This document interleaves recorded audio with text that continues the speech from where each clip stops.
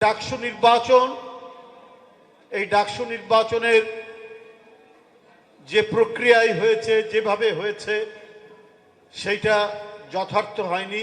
এখানে অনেক অনিয়মের আমরা খোঁজ খবর পাচ্ছি। সেদিন আমরা বলেছি তাদের ব্যালট পেপার, ব্যালট বই, সেখানে কোনো নাম্বার ছিল না। জাহাঙ্গীরনগর বিশ্ববিদ্যালয় ডাকসুতেও তাই।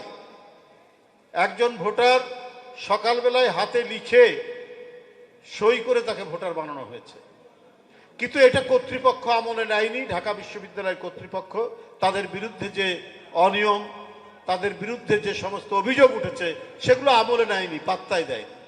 কিন্তু প্রতিদিন আমরা দেখতে পাচ্ছি অনিয়মের একটার পর একটা চিত্র, একটা ছবি ভেসে আসছে।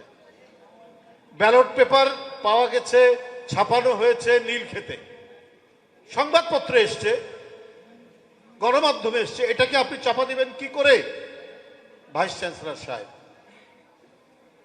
আরো নানা বিষয় তার কাছ থেকে আমরা পেয়েছি।